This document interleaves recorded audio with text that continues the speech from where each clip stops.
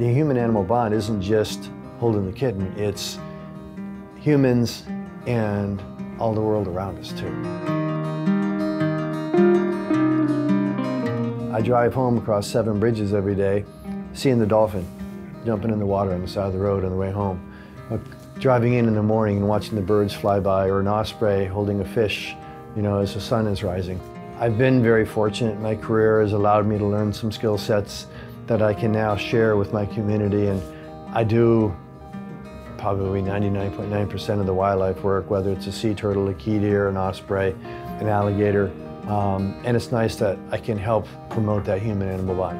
In between 2 of the islands where I work, there's a very small channel, and when the tides change, water rushes through the channel about 6 knots in one direction, and 6 hours later, the water rushes through the channel in the other direction. And a whale shark, which is the largest, basically, fish in the world, a baby whale shark, and I say baby because I have to laugh because it was about 25 feet long, figured out they could come in and sit under the bridge, and they're filter feeders. So they open up their mouth and they filter plankton and small fish. And it figured out that it could come in and sit under the bridge when the tide changed, and it didn't have to swim. It would just sit there with its mouth open, letting the current bring all the krill in. And then when the tide changed, it would turn around and face the other direction. And it was doing this for about 2 or 3 weeks in a row. And then all of a sudden, you know, it was attracting tons and tons of tourists because they would park and walk up on the bridge and look down, and the water in the Keys is just gorgeous. So they would look down and see this huge whale shark underneath the bridge, just sitting there filter feeding. And one day they noticed that the poor whale shark had gotten caught in a lobster trap, and it had the trap line wrapped around its tail, which is deadly, because if it wraps around the tail, it can cause what's called a constricting lesion, and the tail will fall off and it will die. So they called my office, and I called my friend who had a boat, and so we were able to go out, and every time we get near it with the boat, it would take off, you know, because the boat would scare it. The current was too strong, so if I dove in the water, I couldn't swim out against a 6-knot current.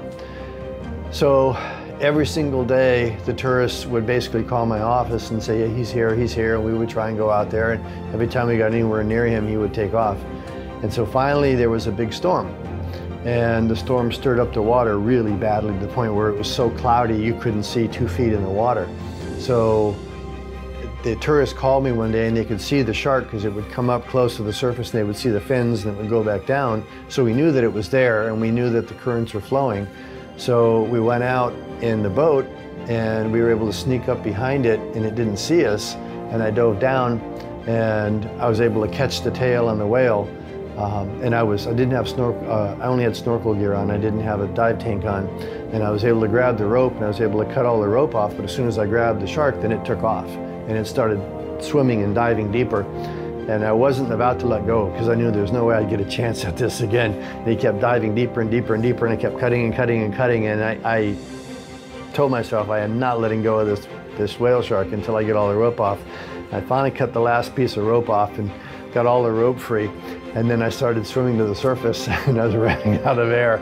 And swimming to the surface and swimming to the surface. And keep in mind that it was so cloudy, the water was so murky, I couldn't see the surface. And I'm swimming and swimming and swimming. I thought I was going to explode. He must have dove down at least 40 feet or more.